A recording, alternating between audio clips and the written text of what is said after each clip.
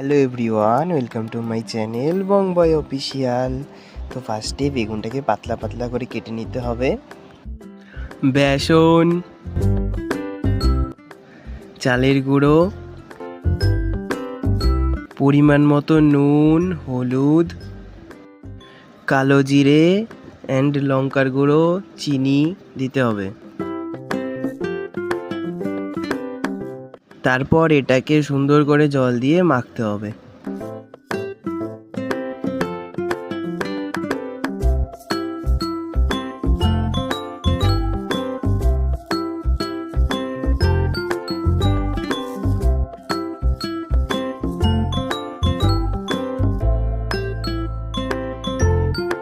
পুরো এইরকমভাবে পেস্টটাকে তৈরি করে নিতে হবে।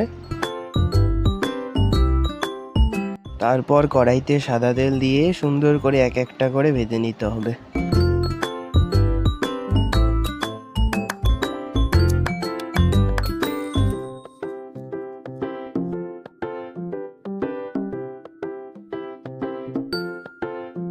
এইরকমভাবে ভেজে ভেজে তুলে নিতে হবে।